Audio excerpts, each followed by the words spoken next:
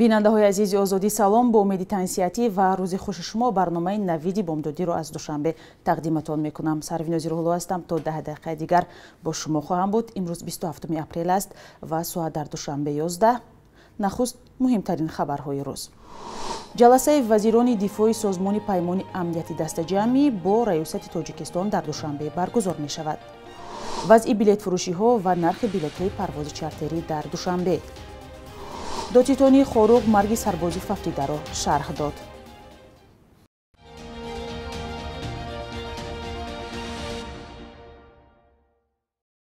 имрӯз 27 апрел дар кӯхи афсарони Душанбе мулоқоти вазирони дифои кишварҳои созмони паймони амнияти дастаҷамъӣ баргузор мешавад. ба иттилои бахши иттилооти ин созмон дар назар аст ки дар маросими ифтитоҳи ин ҳамоиш раиси ҷумҳури Тоҷикистон Эмомалӣ Раҳмон суханронӣ кунад. ҷаласаҳои баъдиро вазири дифои Тоҷикистон генерал-полковник Шералӣ Мирзо раҳбарӣ хоҳад кард. дар ин ҳамоиш вазирони дифои кишварҳои узв ва низ дабири кулли созмони паймони амнияти дастаҷамъӣ Станислав Зас ширкат дорад. моҳҳои охир минтақаи дарвози Афғонистон ҳам марз бо дарвози Тоҷикистон шоҳиди даргириҳои хунин миёни нерӯҳои давлатии Афғонистон ва ҷангҷӯёни гурӯҳи Толибон будааст. гуфта мешавад ки дар миёни Толибон ҷангҷӯёни тоҷик низ ҳузур доранд.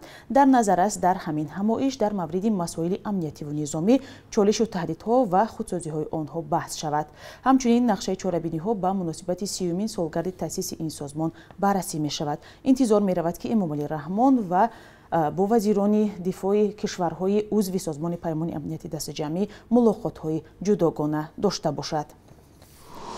ширкати ҳавопаймоӣ Сомон Эйр парвозҳоро дар хатсайри Душанбе-Тошкан-Душанбе то 2 парвоз дар як ҳафта зиёд намуд. акнун парвозҳо ҳафтаи 2 маротиба рӯзҳои Душанбе ва ҷумъа иҷро мешаванд. дар рӯзҳои Душанбе вақти парвоз аз Душанбе соати 9:30 ва аз Тошкан 11:50 ва дар рӯзҳои ҷумъа аз Душанбе 9:20 ва аз Тошкан 11:20 вақти маҳаллӣ муқаррар шудааст. ин ширкат хабар дод ки тибқи талаботи нави кишвари Ӯзбекистон кулли мусофирони аз 2 сола боло ки вориди ин кишвар мешаванд бояд бо худ маълумотномаи эмин будан аз ковид ки 72 соат пеш аз вуруд дода шудааст дошта бошанд. маълумотнома бояд забони русӣ ё англисӣ пешниҳод шавад. шахсоне ки маълумотномаашон ба талаботи ҷорӣ ҷавобгӯ нест, ҳамчунин шахсоне ки нишонаҳои COVID-19-ро доранд ва ё натиҷаи санҷиши тесташон мусбат мебошад ба парвоз роҳ дода намешаванд.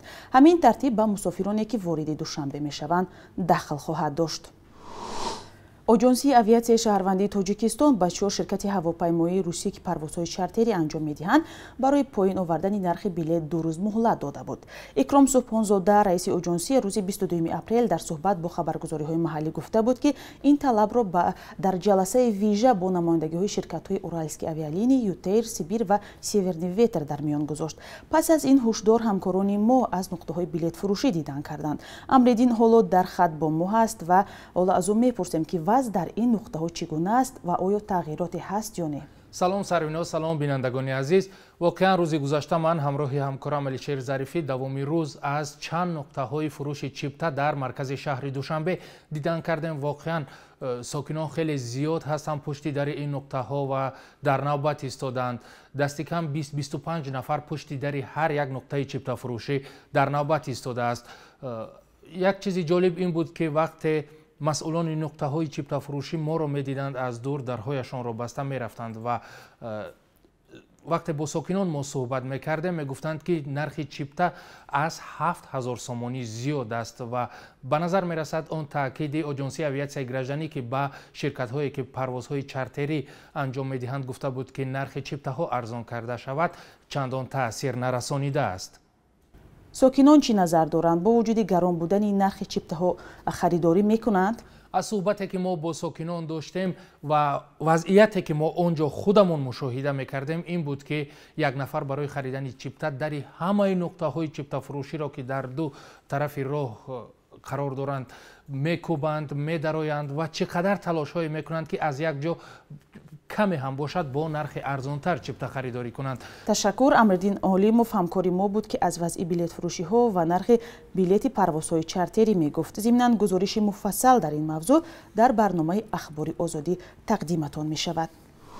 ҷамолиддин абдуллозода вазири тандурустӣ ва ҳифзи иҷтимоии аҳолии Тоҷикистон дирӯз 26 апрел дар доираи сафари корӣ ба ноҳияи Дӯстӣ аз вазъи саломатии 10 нафар шаҳрвандоне ки шоми 24 апрел бар асари оташсӯзӣ дар нақлиёти мусофирбари тамғаи Hyundai Starex захмӣ гардида буданд ба беморхонаи марказии ноҳияи Дӯстӣ бистарӣ шуданд хабар гирифт. Вазир ҳангоми дидор бо ин нафарон гуфтааст вазорати тандурустӣ барои табобати онҳо талош хоҳад кард. Вазъи сиҳатии захмишудаҳо аз садамаи нақлиётӣ мӯътадил арзёбӣ мешавад.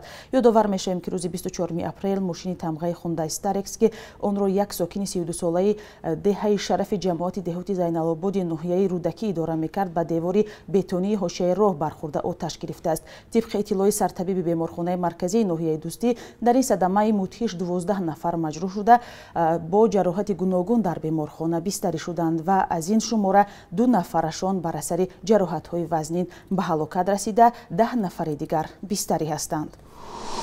додситонии ҳарбии гарнизони шаҳри Хоруғ ба санҷиши марги Раҷабалӣ Назаров шурӯъ кардааст. Субҳи 21 апрел кормандони комиссарияти ҳарбии ноҳияи Деваштич ҷасади Раҷабалӣ Назаров сокини 19-солаи деҳаи Каҷровути ҷамоати Исмоили Сомонии ин ноҳияро ба наздиконаш супурданд.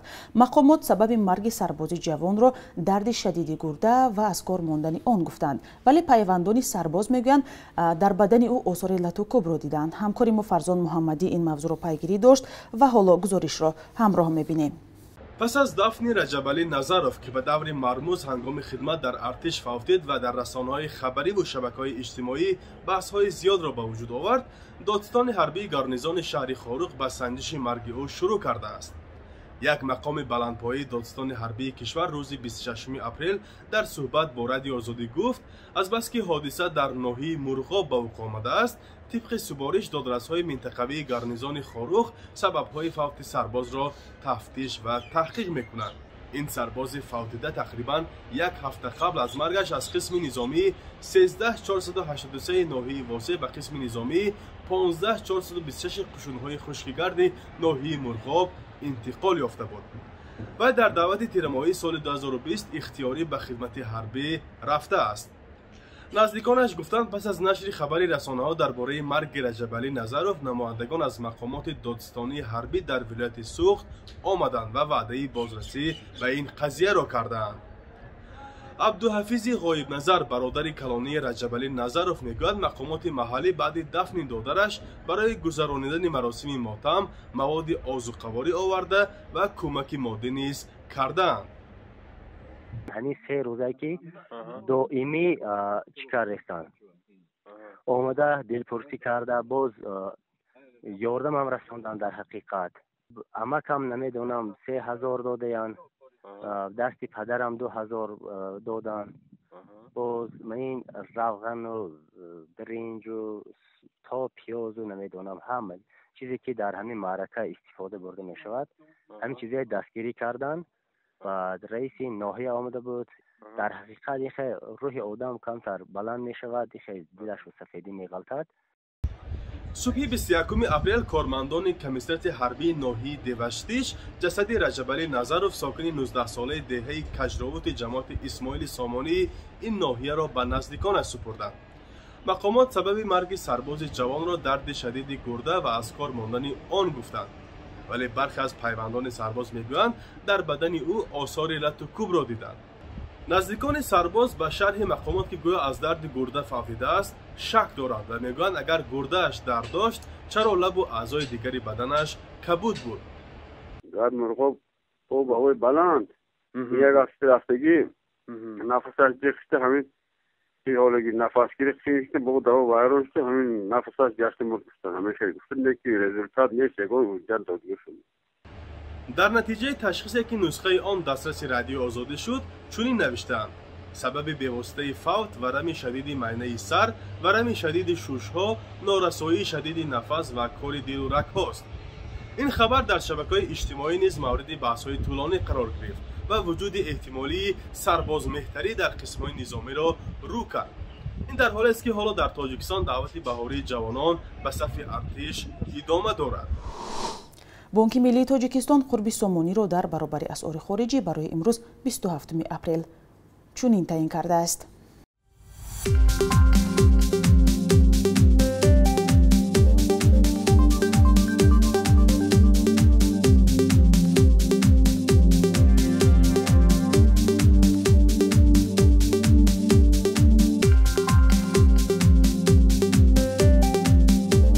бинандаҳои азиз, шумо хабару гузоришҳои тозаи Тоҷикистону ҷаҳонро дар барномаи Навиди бомдодӣ тамошо кардед. Матлабҳои моро пайгирӣ кунед ва бо мо буданро низ фаромӯш насозед.